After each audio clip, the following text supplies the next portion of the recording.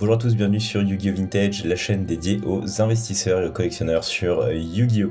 Aujourd'hui, on va parler de la récente annonce de Konami qui annonce donc du coup pour avril 2022 la sortie de l'épisode 2 de la série Fantômes du passé. Pour rappel, donc du coup en 2021, c'est probablement le set qui a marqué l'année 2021 d'un point de vue Yu-Gi-Oh! Pendant des mois avant la sortie du premier set, l'ensemble de la communauté en parlait. Lors de sa sortie, clairement c'est un set qui a eu énormément d'effets, notamment avec l'édition du Magicien des Ténèbres en version Ghost, qui est aujourd'hui une carte qui vaut plusieurs centaines d'euros, et Konami réédite donc son coût marketing pour 2022. Alors, j'avais déjà fait une vidéo sur Ghost from the Past il y a quelques mois, je vous encourage également à la regarder avant peut-être même de regarder cette vidéo, et que vous compreniez bien du coup un peu mon analyse à l'époque, et que je vous donne mon analyse pour ce volume 2. Alors, sur tout ce qui va suivre, évidemment, ça n'engage que moi comme toujours. L'idée, c'est que je vous partage un petit peu ma pensée. Également, si vous avez envie d'investir dans ce set-là, qu'est-ce que vous pouvez potentiellement en tirer. Et évidemment, tout ça n'a absolument aucune valeur d'investissement en tant que tel. Je ne suis pas conseiller en gestion de patrimoine ni conseiller en investissement. Je le rappelle, ça reste des bouts de carton. Donc évidemment, si vous souhaitez investir dans des choses qui ne sont pas risquées, n'écoutez pas mes conseils. Après, évidemment, tout ça reste entre guillemets pour le fun. Et l'idée, c'est quand même de vous donner mes clés de lecture sur ce deuxième épisode. Alors, déjà, au niveau de la composition, clairement, on peut dire que c'est un set qui va envoyer du lourd, puisque Konami annonce d'ores et déjà en version Ghost, Cyberdragon, la Magicienne des Ténèbres en version Ghost, et bien évidemment le Dragon Blanc aux yeux bleus qui sera probablement dans la version historique en termes d'artwork, donc celle de l'animé. Plus on peut deviner ici Dad, donc Dragon Armé des Ténèbres, clairement qui est une carte emblématique des dernières éditions GX et qui a bouleversé le metagame d'un point de vue tournoi. Donc clairement il y a des grosses sorties. J'ai fouillé un petit peu sur le sujet. Apparemment le pull rate, donc en fait le ratio d'ouverture des gosses, sera plus élevé que dans l'épisode 1, enfin dans le volume 1. Dans le volume 1, il fallait acheter en moyenne 2 cases de 10 box contenant chacune 5 coffrets pour espérer avoir une ghost. Donc ça c'est un ratio de... Rapidement, il y a 3 boosters par box, il y avait 5 box par coffret, donc ça fait 15 boosters, si je dis pas de bêtises. Dans une case, il y en avait 10, donc ça fait 150 boosters, donc en gros il y avait une ghost tous les 300 boosters, enfin bref un délire, et apparemment ça serait beaucoup plus ouvrable, si on peut le dire comme ça, sur cet épisode 2, encore une fois c'est à confirmer. Bref, alors ce qui est intéressant c'est de se dire, ok, comment est-ce que déjà ce nouvel item va venir impacter l'épisode 1, qu'est-ce que ça veut dire aussi d'un point de vue général en termes d'investissement sur les cartes Yu-Gi-Oh! Et par rapport à ce qu'on voit sur l'épisode 1, qu'est-ce qu'on peut attendre de cet épisode 2. Alors déjà, ce qu'il faut comprendre, c'est que, alors j'ai pas encore d'avis, mais le fait que Konami fasse un épisode 2, c'est évident, comme ça a marché, il y aura des épisodes 3, des épisodes 4, des épisodes 5. Du coup, sur ces coffrets en fait de promotion, c'est intéressant de regarder l'historique de ce type d'édition et ce que Konami nous a sorti par le passé. On a beaucoup d'exemples déjà dans le passé, que ce soit au niveau des Gold classiques, Arsenal mystérieux, les Legendary Collection, etc. Et ce qu'on voit, c'est que généralement le premier item est toujours plus valorisé que les suivants. Si on prend Gold 1, Gold 2, clairement c'est des éditions sur lesquelles il y avait des grosses cartes à l'époque et qu'on peut encore d'ailleurs acheter à des prix assez intéressants, notamment le Crush Card Virus en version Gold. Et on voit que plus on avance dans le temps au niveau des éditions Gold, plus en fait les prix génériques ne décollent plus vraiment, parce que en fait l'effet de lancement s'atténue. Il faut se dire que les premières cartes Gold étaient forcément, c'était quoi, c'était en 2007 si je dis pas de bêtises, 2008, peut-être 2008, Gold 1. C'était la toute première fois qu'il y avait ce type de carte qui était édité, donc évidemment la hype était énorme. Pareil sur les Ghosts from the Past, hein, l'épisode 1 était énorme. On peut parier que l'épisode 2 sera aussi assez gros, surtout quand on voit les rééditions. Par contre, potentiellement que les épisodes 3, 4, 5, 6 auront forcément moins de hype parce que les grosses cartes ont déjà été éditées, et donc aussi le public se sera habitué à ce type de coffret. Donc déjà il faut se dire que peut-être d'un point de vue purement investissement, les Ghosts de Ghost from the Past 2 n'atteindront pas les prix de Ghost from the Past 1, surtout en fait je parle surtout pour les cartes en Ghost, hein, donc Magicien des Ténèbres principalement. Donc déjà en termes de pricing, on sait que tout de suite à la sortie du Magicien des Ténèbres, hein, déjà on pouvait l'acheter entre 300 et 400 euros. Typiquement, est-ce que si à la sortie les cartes sont à 300-400 euros, est-ce qu'il faut y aller? Je serais un petit peu réticent. Bref. Ça, c'est important d'avoir ça en tête.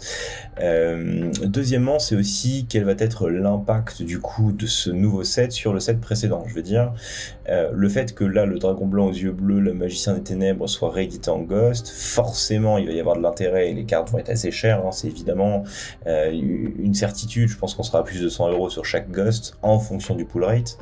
Mais évidemment, l'intérêt va venir donc se déplacer vers, je pense, Cyber Dragon, Magicien des Ténèbres, etc. Ça va se diluer. Et donc il y aura forcément moins d'intérêt sur le marché pour le Magicien des Ténèbres, c'est sûr. Donc c'est possible que le Magicien des Ténèbres perde, en tout cas en termes de cote, au moment de la sortie de Ghost from the Past 2.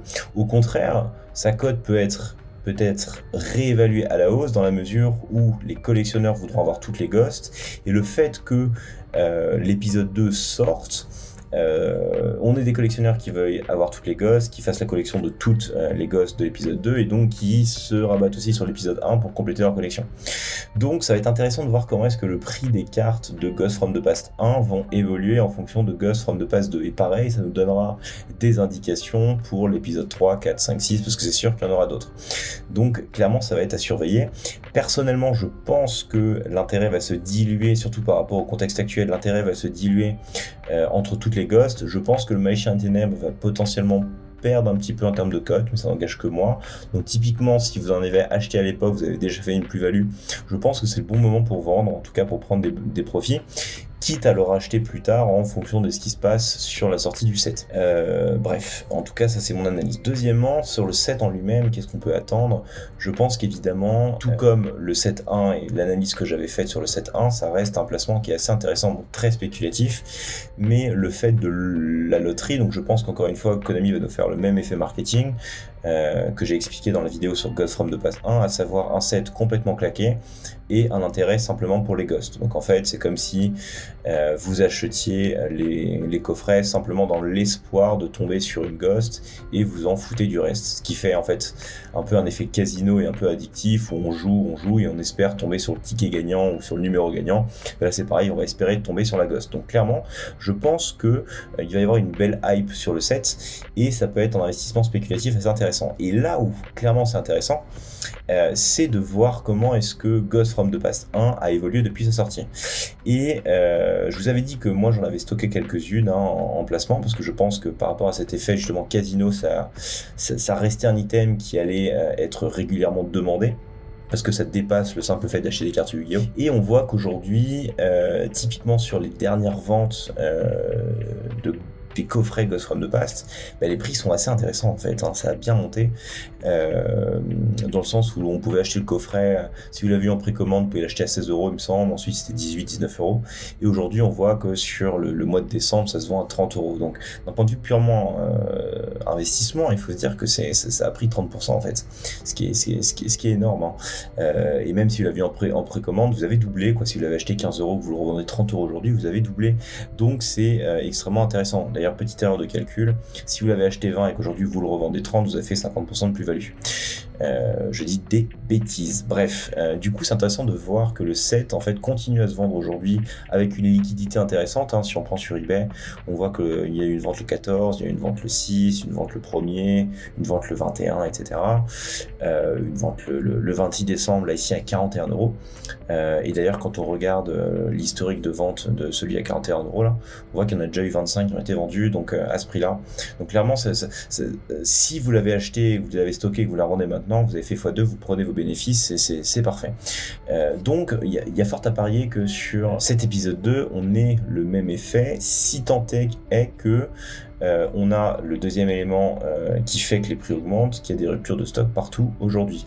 Dans le sens où aujourd'hui vous voulez acheter des coffrets fantômes du passé, j'ai trouvé chez le coin du Baron 30 €, mais sur les grosses marketplaces, que ce soit Card Market, que ce soit en France, Ultra Jeux, Parkage et tout, elles ne sont plus disponibles. Donc ce qui fait qu'évidemment on doit aller chez les revendeurs de seconde main qui le vendent beaucoup plus cher, ou sur eBay auprès des particuliers qui évidemment vont chercher à faire des plus-values. Donc clairement, en tout cas ça n'engage que moi, mais moi je vais pareil en racheter à ce moment-là, bon pour le kiff d'en ouvrir aussi et espérer obtenir ces petites gosses qui sont quand même bien sympas, et aussi dans le but de faire une plus-value. Alors après, ça dépend encore une fois de votre exposition et de la manière dont vous répartissez vos investissements. Si vous avez investi dans beaucoup d'actifs spéculatifs, je vous déconseillerais d'acheter du Ghost from the Past dans un objectif de plus-value. Par contre, si vous avez acheté beaucoup de cartes, ou on parle des cartes Yu-Gi-Oh, mais de manière générale, si vous avez fait des placements plutôt sécuritaires, si vous voulez placer un petit billet sur Ghost from the Past, ça peut être intéressant. Et après, avec un horizon du coup de revente entre 6 à 12 mois, puisque c'était sorti en avril, hein, il me semble, l'épisode 1, là aujourd'hui on est en janvier. Donc voilà, se dire, si vous investissez 1000 ou 2000 € dans Ghost from the Past maintenant, l'idée ça va être de repartir avec 3 ou 3500 € sur l'année 2023 du coup, parce qu'évidemment il y a cet effet de liquidité, hein. Si vous achetez je sais pas 50 box, 50 box, et ça vous serez à 1000 € déjà, il va falloir trouver les acheteurs derrière. Mais bon, si vous voulez liquider au fur et à mesure, en termes de revente, il faut se dire que vous mettrez peut-être 5 à 6 mois à tout revendre, mais vous aurez fait votre plus-value de 50%. Si les prix restent, en tout cas suivent la courbe de prix de Ghost from the Past 1. Donc en tout cas, c'est clairement un produit qu'il va falloir suivre en 2022, qui va être assez intéressant. Clairement, j'ai hâte de voir comment est-ce que les courbes de prix vont évoluer, surtout qu'aujourd'hui là le marché est un petit peu plus bearish entre guillemets, hein. Clairement les prix des cartes ont diminué, donc ça va peut-être redonner un petit peu de piment au marché des cartes Yu-Gi-Oh en 2022, donc hâte de voir ce que ça va donner. Encore une fois, ça n'engage que moi, personnellement je vais en acheter, mais ce que je vous dis c'est que encore une fois ça reste beaucoup des investissements spéculatifs, et donc ne placez qu'une toute petite partie de vos capitales dans ce type d'actifs. Voilà, j'espère que cette vidéo vous a plu. Je suis curieux également d'avoir votre analyse sur le produit, qu'est-ce que vous en pensez, quel va être le prix des ghosts, et quel va être potentiellement le prix des packs aussi. Est-ce que vous allez en acheter ou pas, est-ce que vous allez en acheter dans un objectif d'investissement? Bref, n'hésitez pas à me partager en commentaire de cette vidéo votre avis, et ça me fera plaisir d'en discuter avec vous. Également, n'oubliez pas de vous abonner à la chaîne YouTube et de rejoindre le Discord, c'est gratuit et ça participe au bon développement de la chaîne. Quant à moi, je vous souhaite de très bons investissements dans les cartes Yu-Gi-Oh! Et je vous dis à très vite pour une nouvelle vidéo. Ciao!